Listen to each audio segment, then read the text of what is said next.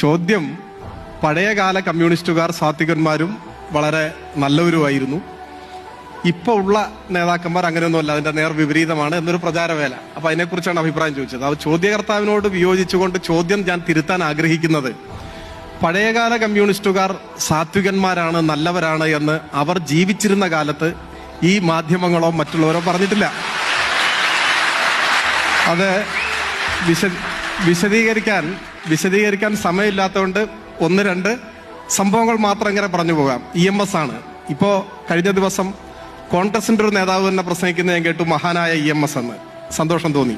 പക്ഷേ EMSനെതിരെ ഒരു കാലത്ത് കേരളത്തിൽ മുഴങ്ങിയ ഒരു മുദ്രാവാക്യം പട്ടാമ്പിയിലെ പട്ടി എന്നായിരുന്നു. കക്ക വിക്ക നമ്പൂരി, കേട്ടിട്ടുണ്ടോ മുദ്രാവാക്യം?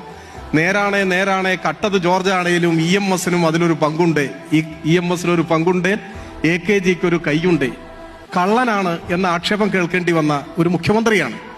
തന്റെ സ്വത്ത് മുഴുവൻ വിറ്റ് പാർട്ടിക്കും പത്രത്തിനും സംഭാവന ചെയ്ത് അവസാനം മരിക്കുന്ന സമയത്ത് 5 സെന്റ് ഭൂമിയില്ലാതെ മരിച്ചുപോയ ഒരാൾ കേട്ട ആക്ഷേപമാണ്. AKG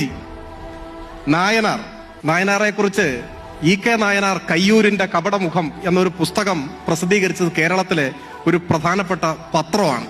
കൃഷ്ണപിള്ളയെ കുറിച്ച് കൊള്ളാവുന്ന കുടുംബങ്ങളിലെ ചെറുപ്പക്കാരെ വഴിതെറ്റിക്കുന്ന തെമ്മാടി എന്നെഴുതിയത് കേരളത്തിലെ മറ്റൊരു പ്രധാനപ്പെട്ട പത്രമാണ്.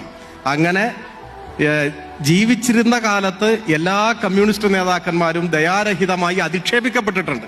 അഴീക്കോടനെ അഴിമതിക്കോടൻ എന്ന് വിശേഷിപ്പിക്കുകയും അഴീക്കോടന്റെ അനുസ്മരണ സമ്മേളനം, അദ്ദേഹം കൊല്ലപ്പെട്ട ശേഷമുള്ള സമ്മേളനത്തിൽ ആകാശത്ത് കാർമേഘം ഉരുണ്ടുകൂടിയാൽ ചോർന്നൊലിക്കുന്ന ഒരു മുറി മാത്രമുള്ള കൂരയാണ് അഴീക്കോടന്റെ സമ്പാദ്യം, അദ്ദേഹത്തിന് സ്വന്തമായി ഒരു വീട് നിർമ്മിച്ചു കൊടുക്കാൻ അദ്ദേഹത്തിന്റെ പാർട്ടി മുൻകൈയെടുക്കണമെന്ന് പ്രസംഗിച്ചത് കോൺഗ്രസിന്റെ നേതാവായിരുന്ന മമ്പറം മാധവനായിരുന്നു. അദ്ദേഹമാണ് പ്രസംഗിച്ചത്.